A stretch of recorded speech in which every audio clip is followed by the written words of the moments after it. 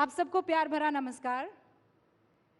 Rising Bharat, और चूंकि मंच पर ऐसे शख्स हैं या ऐसे नेता हैं जो राजनीति कम करते हैं और काम ज़्यादा करते हैं, आप इनसे जितनी चाहे काम की बातें कर लीजिए, जैसे ही राजनीति की बात करेंगे ये 9 तो 11 हो जाएंगे। तो इसीलिए अगर इनको इस स्टेशन पर रखना है तो काम की सारी बातें, और यही काम है जो राइजिंग भारत को उस जेनिथ तक लेकर जाने वाला है। मंत्री जी, बहुत बहुत स्वागत है आपका। दर्शकों को बस बता दूं मैं कि आप 39वें रेल मंत्री हैं, 55वें संचार मंत्री हैं और दूसरे इलेक्ट्रॉनिक्स और सूचना मंत्री हैं। बहुत भार है कंधे पर आपके। देखिए, जिस तरह से प्रधानमंत्री श्री नरेंद्र मोदी जी देश के लिए दिन रात मेहनत कर रहे हैं, अपना एक एक पल, एक एक क्षण देश के लिए समर्पित कर रहे हैं, तो हमारे जैसे कई कार्यकर्ताओं को लग जाना चाहिए, पूरी तरह से जुट ही जाना चाहिए। अश्विनी जी, जब 2047 की हम बात करते हैं, हम उस भारत की बात करते हैं जो विकसित हो चुका है, तो ईमानदारी से अपने दिल पर हाथ रखकर बताइए, एक रेल मंत्री अपने रेलवे नेटवर्क को उस वक्त कैसे पाता है? उस वक्त की ट्रेन हिंदुस्तान की जनता कैसे देख सकती है? देखिए, आज मोदी जी के 10 वर्ष के इस पीरियड में एक बहुत स्ट्रांग लेगेसी बनी है। आज मोदी जी की 10 वर्ष की लेगेसी और 25 वर्ष का प्लान, ये भारतीय जनता पार्टी का एक स्पष्ट जनता के सामने, भारत की जनता के सामने एक स्पष्ट मैसेज है। इस 10 वर्ष की लेगेसी में आप देखो, रेलवे में प्रैक्टिकली करीब करीब बहुत सारे राज्य 100% इलेक्ट्रीफाई हो गए। 40,000 किलोमीटर रेलवे का इलेक्ट्रिफिकेशन हुआ। 60 वर्षों में 20,000, 10 वर्षों में 40,000, करीब करीब आपके 30,000 किलोमीटर नए रेलवे ट्रैक बने। यानी जर्मनी का जितना रेलवे नेटवर्क है, उतना रेलवे नेटवर्क भारत के रेलवे नेटवर्क में जुड़ा। पिछले साल 5,000 किलोमीटर जुड़े थे और इस साल भी, कल की रिपोर्ट में देख रहा था, 5,246 किलोमीटर कल तक रेलवे नेटवर्क में जुड़े। यानी हर साल एक स्विट्जरलैंड के बराबर रेलवे नेटवर्क भारत में जुड़ रहा है। टोटली नए जनरेशन की वंदे भारत ट्रेन्स आई, नमो भारत ट्रेन आई। आज वंदे भारत ट्रेन्स में हमारी जो मिडिल क्लासेस हैं और एस्पिरेशनल यूथ है, उनको एक ऐसा अनुभव मिल रहा है जो दुनिया के बेस्ट से बेस्ट रेलवे सिस्टम में मिलता। नमो भारत ट्रेन अपने आप में बहुत ही सक्सेसफुल है रीजनल ट्रांजिट के लिए। अब वंदे भारत स्लीपर आ रही है, वंदे मेट्रो आ रही है, अमृत भारत ट्रेन आ रही है। तो ये सब जो आपने देखा इन 10 वर्षों में, विकसित भारत बनाने के लिए जो फाउंडेशनल एलिमेंट्स हैं, जो फाउंडेशन बनानी है, नींव बनानी है, वो नींव बनी है। अगले 5 वर्षों में इस नींव को और मजबूत करेंगे। मंत्री जी, मैं एक सेकंड आपको रोक रही हूँ। आप कह रहे हैं कि ये नींव 2014 में रखी गई है, इससे पहले फिर क्या हो रहा था? इससे पहले अगर रेलवे की मैं बात करूं, तो रेलवे को एक दूध दोहने वाली गाय के बराबर समझा जाता था। ऐसी कंडीशन थी जिसमें रेलवे मिनिस्टर्स केवल किसी गाड़ी के स्टॉपेज या गाड़ी के एक्सटेंशन या नई गाड़ी के अनाउंसमेंट पे ध्यान देते थे। पटरियों की कैपेसिटी है कि नहीं, उसकी कोई चिंता नहीं होती थी। इस तरह से रेलवे का प्रशासन चला रहे थे तत्कालीन तब के रेलवे मंत्री और तब की सरकारें, जिसमें रेलवे फोकस नहीं था, पैसेंजर फोकस नहीं था, केवल अपनी राजनीति फोकस थी। मोदी जी ने डीपोलिटिसाइज किया रेलवे को एक टेक्निकल तरीके से, ऑपरेशनल एफिशिएंसी की तरीके से, नई टेक्नोलॉजी को एब्जॉर्ब करने के तरीके से उस चीज़ को मोदी जी ने अपने प्राइमरी फोकस में लेके आए। रेलवे के बजट को मर्ज किया जनरल बजट में, जहां मात्र 15,000 करोड़ के आसपास मिलते थे जनरल बजट से भारतीय रेलवे को, आज 2,52,000 करोड़ रुपए का रेलवे का बजट सपोर्ट मिलता है। काम, फंडिंग बढ़ी, काम बढ़ा, कई तरह के रिफॉर्म्स हुए, बहुत सारे, करीब करीब 38 ऐसे मेजर स्ट्रक्चरल रिफॉर्म्स हुए, जिसके कारण आज रेलवे एक ऐसी परिस्थितियों में आई है कि अब अच्छी एक फाउंडेशन बन गई 10 वर्षों में। आने वाले 5 वर्षों में इस फाउंडेशन को और स्ट्रांग करेंगे। कई जो नई टेक्नोलॉजीज लेके आए उनको और ज़्यादा स्ट्रेंथन करेंगे, और उसके बाद में उसके आगे वाले 20 सालों में रेलवे एक अलग नया स्वरूप देखेगी। चेंजेस रेलवे स्टेशन पर नजर आ रहे हैं, यहाँ पर हर एक शख्स इस बात को मानेगा। लेकिन उसी रेलवे स्टेशन पर जब जाएंगे, ये बात सच है कि 41 वंदे भारत आ गई हैं, नमो भारत आ गई है, अमृत भारत आ गई हैं। स्टेशन पर आज भी जो यात्री है वो भीड़ को लेकर परेशान है, ट्रेनों में जो रिजर्वेशन है उसे लेकर परेशान है। ये कितना टाइम आप मंत्री जी बता सकते हैं कि एक वो वक्त आएगा जब साल भर में ये जो 700 करोड़ का आंकड़ा है यात्रियों का सफर करने का, वो 1000, 1200 या 1300 तक पहुंच 2030 तक 1000 करोड़ लोग पैसेंजर्स रेलवे में ट्रैवल करेंगे, उस हिसाब से कैपेसिटी बना रहे हैं। देखो, ट्रेन में और हाईवे में एक फंडामेंटल डिफरेंस होता है। ट्रेन में आपको बिना पटरी के गाड़ी नहीं चला सकते, करेक्ट? रोड कैसी भी हो, कंडीशन कैसी भी हो, एक बार के लिए गाड़ी चल जाती है। इसीलिए बहुत ज़रूरी है कि रेलवे नेटवर्क में ज़्यादा से ज़्यादा कैपेसिटी बढ़ाने के लिए जितने भी टेक्नोलॉजीज़ हैं, रेलवे के नई पटरियां बिछाना, ऑटोमेटिक सिग्नलिंग लाना, आपके कंप्लीट रेलवे के जो कंट्रोल सिस्टम है जिसको सेंट्रलाइज्ड ट्रेन कंट्रोल सीटीसी कहते हैं, उस टेक्नोलॉजी पे जाना, आपकी ट्रेन्स की एक्सेलरेशन डेसेलरेशन जो मतलब पिकअप और ब्रेक लगाने के बाद में रुकने की टाइम, उसको कम करना, 2x25 kV, बहुत मैसिव टेक्निकल वर्क है। उस पूरे टेक्निकल काम में जिस तेजी से काम चल रहा है, we are very comfortably, I can say with good confidence level कि 2030 तक 1000 करोड़ पैसेंजर्स को हर साल कैरी करने की कैपेसिटी हो जाएगी। आज हम करीब करीब 700 करोड़ पैसेंजर्स को कैरी करते हैं साल में। रेलवे देश का अगर पूरा नेटवर्क देखो, ट्रांसपोर्टेशन की इकोनॉमिक्स देखो, तो ट्रांसपोर्टेशन में करीब 700 करोड़ रेलवे से जाते हैं, करीब करीब 250 करोड़ रोड से हाईवे से जाते हैं, और करीब 35 करोड़ एरोप्लेन से जाते हैं। तो ये अभी ये नेटवर्क है, इसमें ये 700 करोड़ 2030 तक 1000 करोड़ होगा। अच्छा, इन सालों में ऐसा क्या हुआ है कि आपने इतनी तेज़ी से ये सारी ट्रेनें, चाहे वो नमो भारत हो, चाहे वो वंदे भारत हो, ये सिर्फ विल है या कुछ और भी चीज़ें थी जिसने इन एडिशन आपके इस काम को फास्ट ट्रैक पर ला दिया? 3 चीज़ें हैं। एक तो बहुत स्ट्रॉन्ग फोकस टेक्नोलॉजी लाने में, बहुत स्ट्रॉन्ग फोकस डीपोलिटिसाइज करने में रेलवे को, रेलवे का फोकस रेलवे की ऑपरेशनल एफिशिएंसी पे ध्यान दें। रेलवे में एक तरीके से काम करने की पद्धति बदली। दूसरा, फंडिंग इंक्रीज की मोदी जी ने। तीसरा, पीएम साहब ने बहुत स्पष्ट तौर पे कहा कि चाहे कितने भी कठिन फैसले लेने हो, फैसले लो। फैसले लेके, जैसे फॉर एग्जांपल एक नया रेलवे की मेंटेनेंस की पद्धति में नया एक सुधार हुआ है। पहले क्या होता था कि जिस दिन मेंटेनेंस करना है, मान लो पटरी है, पटरी पे डेली का डेली मेंटेनेंस करना पड़ता है, तो जिस दिन आपको मेंटेनेंस का काम करना है उसी दिन सारे कॉन्ट्रैक्टर्स, मशीन्स, स्पेयर मटेरियल, सब लेबर सब आते थे।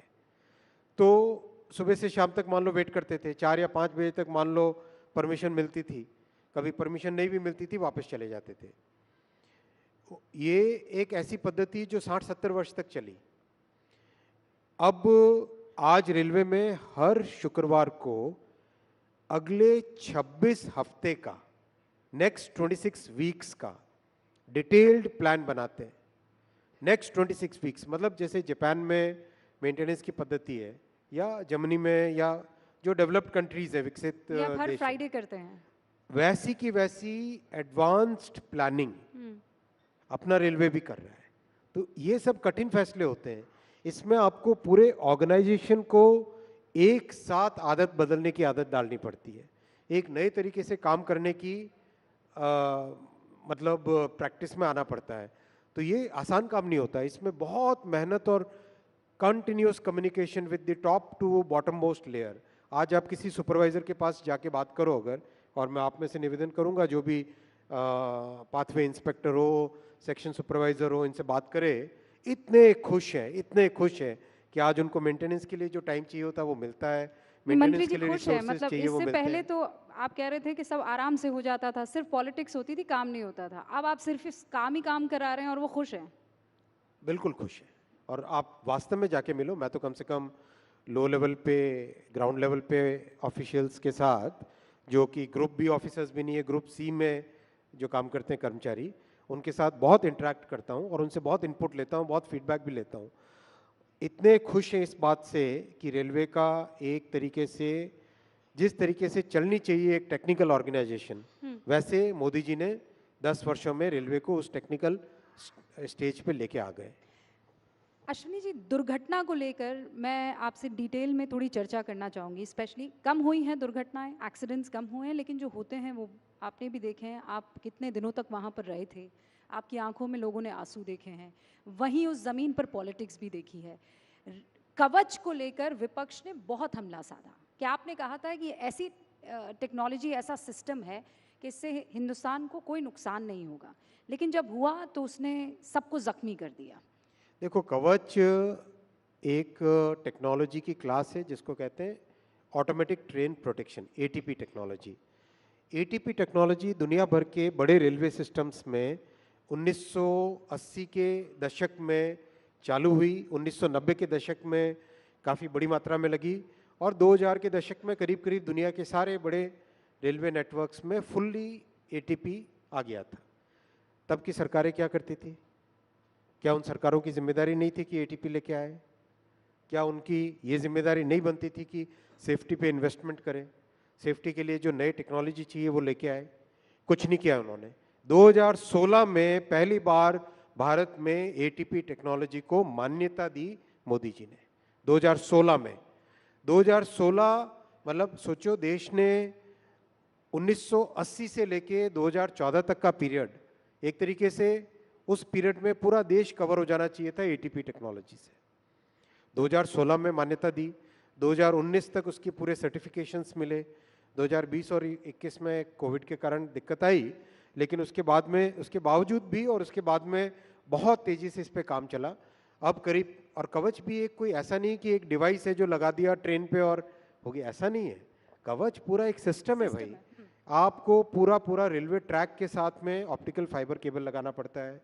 जैसे एयरटेल या जियो या बीएसएनएल का नेटवर्क होता है, वैसे ही हर 7 या 8 किलोमीटर पे आपको टेलीकॉम टावर लगाने पड़ते हैं।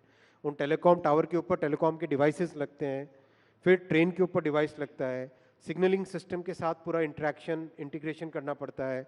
हर स्टेशन पे एक डेटा सेंटर बनता है, कंप्लीट डेटा सेंटर बनता है इसका, और फिर स्टेशन के डेटा सेंटर से पीछे कंप्लीट एक सेंट्रलाइज्ड ट्रेन कंट्रोल का data centre. It's very very complex technology. मतलब दुनिया भर के देशों में 20 से 25 साल लगे छोटे छोटे नेटवर्क, 8000, 10,000, 20,000 किलोमीटर के नेटवर्क्स, अपना 50, मतलब अभी 70,000, 75,000 किलोमीटर का नेटवर्क है। तो लेकिन इतनी तेज़ी से इसमें काम चल रहा है, नए नए जो मैन्युफैक्चरर्स हैं वो जुड़ रहे हैं, नए डिज़ाइनर्स जुड़ रहे हैं, कई तरह के इनोवेशंस कर रहे हैं जिसमें कि जो स्टेशन की डिज़ाइन करनी है उस डिज़ाइन को ऑटोमेट किया जा सके। मतलब ये एक ऐसी कमिटमेंट है, जो कमिटमेंट मोदी जी ने स्पष्ट तौर से देश में रेलवे को सेफ बनाने के लिए की है। 1,87,000 करोड़ का इन्वेस्टमेंट किया है 10 वर्षों में। अगर आप उसको कंपेयर करें तो 2.5 गुना ज़्यादा है उससे। पिछले 4 से 14 में जितना इन्वेस्टमेंट था सेफ्टी पे, उससे 2.5 गुना ज़्यादा है, और उसका रिजल्ट भी दिख रहा है। वो रिजल्ट वेरी दिख रहा है। वेरी अनफॉर्चुनेट अगर बीच में लेकिन आगे और भी ज़्यादा प्रयास करके 100% सेफ्टी की तरफ बढ़ेंगे। एक कमिटमेंट बुलेट ट्रेन को लेकर भी है। अब अश्विनी वैष्णव जी, जब जब इतना गड्ढा है जिसको आप भरने का पूरा प्रयास कर रहे हैं, ऐसे में कई लोग ये कहते हैं कि क्या बुलेट ट्रेन की इस देश को आवश्यकता है? आप उन्हें क्या कहेंगे? बुलेट ट्रेन एक ट्रांसपोर्टेशन का मीन्स के हिसाब से मत समझिए आप इसको। बुलेट ट्रेन को अगर आप देखोगे, बुलेट ट्रेन आपके जिस पाथ पे चलती है उस पाथ के सारे शहरों की इकोनॉमी को एक साथ जोड़ देती। मैं इसका उदाहरण बहुत अच्छा आपको दूंगा, जापान का। पहली बुलेट ट्रेन वह 1969 में जब चलनी चालू हुई, टोक्यो, नागोया, कोबे, क्योटो और ओसाका, ये सारे के सारी इकोनॉमीज मिलके एक इकोनॉमी बन जाती है। 550 किलोमीटर के आसपास का डिस्टेंस आप 2.5 से 3 घंटे में कवर करते हो। यानी आप अगर क्योटो में काम कर रहे हो, ओसाका में जाके काम किया आपने, और शाम को वापस क्योटो में अपने बच्चों के पास आ गए। वैसा कि वैसा डेवलपमेंट, सीरियस रीजनल मल्टीप्लायर होता है इससे। जब आप देखोगे मुंबई से अहमदाबाद, मुंबई, ठाणे, वापी, सूरत, बड़ौदा, आणंद और अहमदाबाद, ये सारी इकोनॉमीज एक सिंगल इकोनॉमिक जोन बन जाएगा। आप सुबह बड़ौदा में नाश्ता करोगे, 1 घंटे के अंदर अंदर मुंबई में पहुंचे, दिन भर अपना काम किया, शाम को पकड़ी वापस ट्रेन और घर आके बच्चों के साथ खाना खाया। तो ये हसीन सपने पूरे कब होंगे? 2026 में। 2026 में।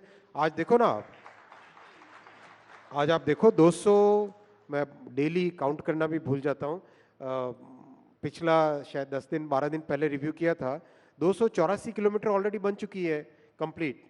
ट्रैक्स लग रहे हैं, ऊपर ओवरहेड इलेक्ट्रिकल का सिस्टम लग रहा है, जो ट्रेन का मैन्युफैक्चरिंग है, सारी चीजें इन पैरेलल तेजी से चल रही है।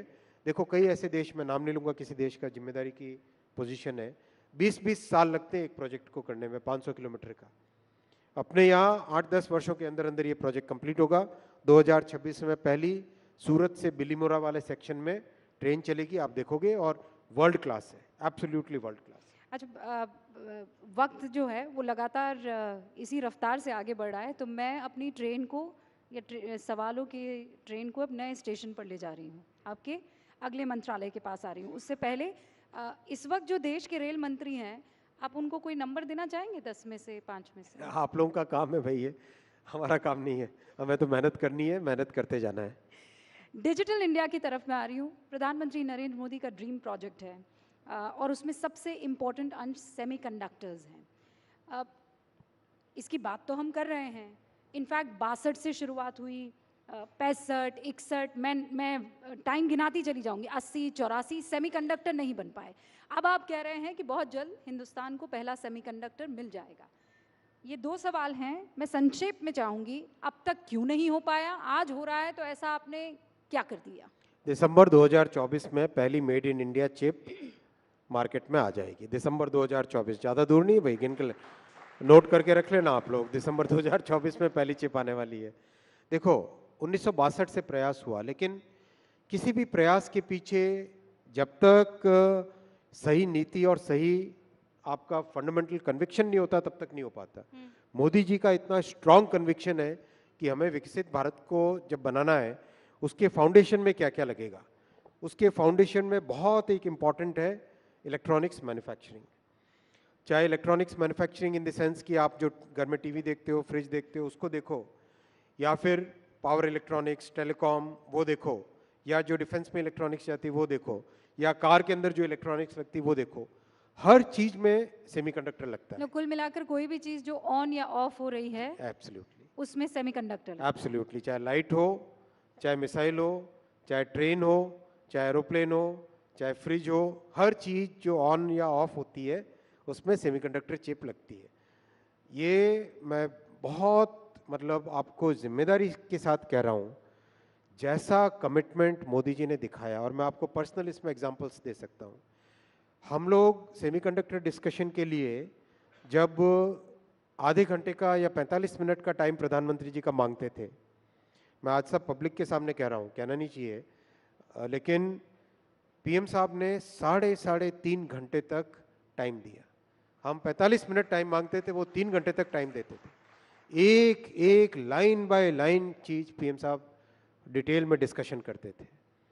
जो भी कंसर्न्ड विभाग है, सरकार का काम करने के एक तरीके में बहुत सारे विभाग जुड़ते हैं, हर डिपार्टमेंट को पर्सनली बुला के साथ बैठते थे और पीएम साहब कहते थे कि हमको सेमीकंडक्टर में सक्सेसफुल होना है, देश को सेमीकंडक्टर में सक्सेसफुल होना है। ऐसा कमिटमेंट इम्पॉसिबल है किसी दूसरे प्रधानमंत्री का। आप बोल रहे हैं कि इम्पॉसिबल कमिटमेंट सरकार की तरफ से, प्रधानमंत्री नरेंद्र मोदी की तरफ से दिख रहा है, लेकिन विपक्ष खासकर पी चिदम्बरम साहब ये कह रहे हैं ये जॉबलेस ग्रोथ है। वो ये कह रहे हैं कि जो कामकाजी संख्या है वो 50% से भी कम है, और पिछले 9 सालों से ये आंकड़ा है। आप लोग ग्रोथ करते हैं, किसी को जॉब नहीं दे पाते। चलो मैं पी चिदम्बरम साहब को एक चैलेंज देता हूँ, आप मेरे माध्यम से, इस मंच के माध्यम से आप पी चिदम्बरम साहब को एक चैलेंज पहुंचाइए। EPFO, employ provident fund organisation, ये एक ऑर्गेनाइजेशन है जिसमें जो भी व्यक्ति काम पे जाता है उसका एक रजिस्ट्रेशन होता है, उसकी सैलरी में से डिडक्शन होता है और ऑर्गेनाइजेशन की तरफ से एक डिडक्शन होता है। एब्सोल्युटली ऐसा डेटा है जिस डेटा को कहीं पर भी हर जगह स्वीकार्यता मिलती है। ईपीएफओ के डेटा के हिसाब से जो नए लोग जॉब में जुड़े माइनस जो लोग जॉब से निकले, प्लस जो लोग जॉब में वापस आए, कहीं एक बार निकल गए होंगे वापस आए, इसका जो नेट नंबर है वो टोटल जॉब अपॉर्चुनिटी बनी। ये तो सीधी गणित है, सिंपल सी गणित है। वो total job opportunities 6 lakh per month थी कुछ ही वर्षों पहले। आज वही on an average 12 lakh per month है।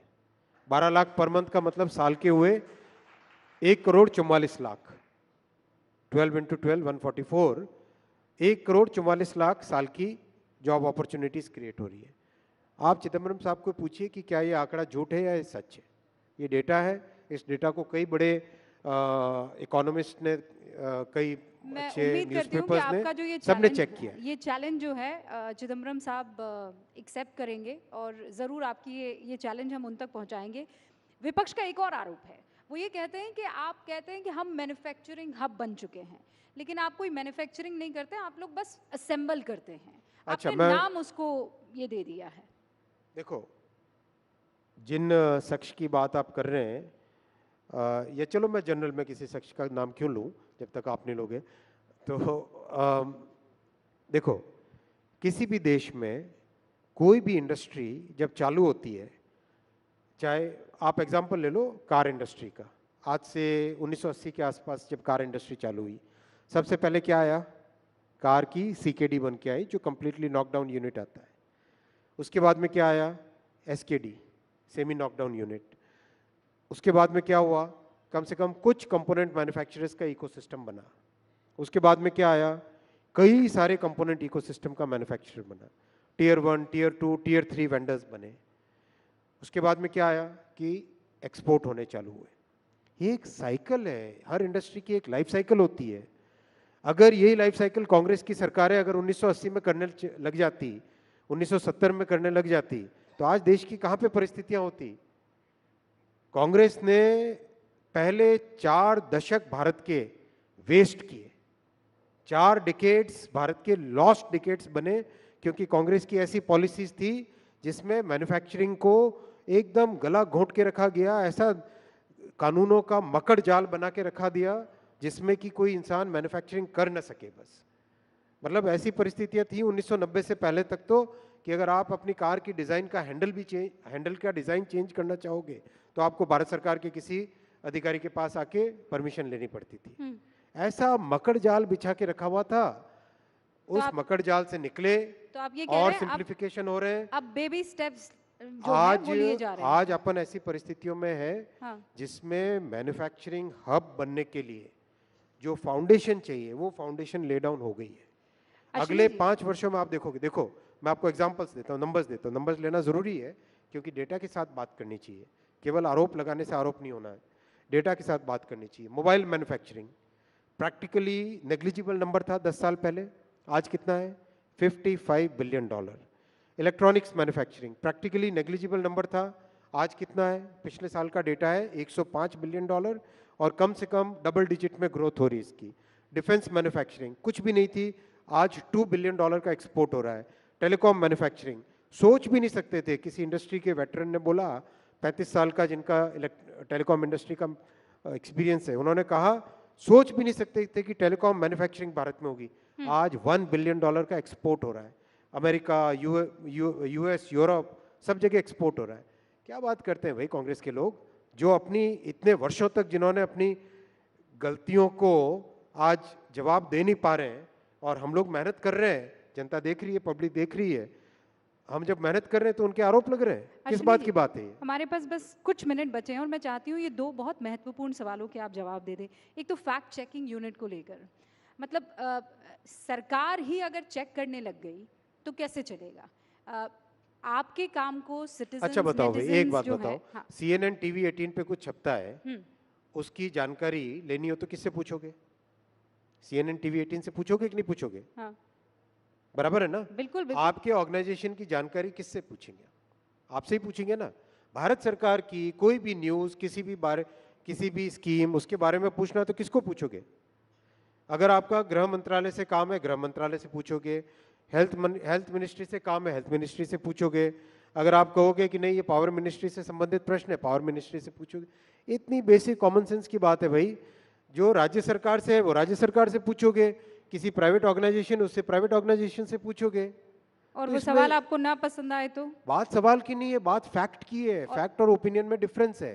और वो फैक्ट्स अगर सरकार जहां को ना फैक्ट है पसंद वो आए फैक्ट तो आप वेरीफाई कर सकते हो ना। तो? वेरिफिकेशन, मान लो कोई कहता है कि कितनी वैक्सीन लगी, किससे पूछोगे बताओ? ऑथेंटिक जवाब कहां से आएगा? सरकार की तरफ से। हेल्थ मिनिस्ट्री से ही आ सकता है ना। तो आप ये कह रहे हैं कि ये फैसला आपका एब्सोल्युटली सही फैसला है और ये एकदम करेक्ट फैसला है, डेमोक्रेटिक फैसला है, कॉन्स्टिट्यूशनल फैसला है। बहुत बहुत शुक्रिया अश्विनी वैष्णव जी हमारे सारे सवालों का जवाब देने के लिए। धन्यवाद। हालांकि बहुत से सवाल थे और, लेकिन ये अश्विनी वैष्णव जी जो बता रहे थे अब तक क्या कामकाज हुआ है और किस गति से इनकी विकसित भारत की ट्रेन लगातार आगे बढ़ रही। बहुत बहुत शुक्रिया sir. Thank you so much, ladies and gentlemen. Let's have a huge round of applause once again for the Minister, Mr.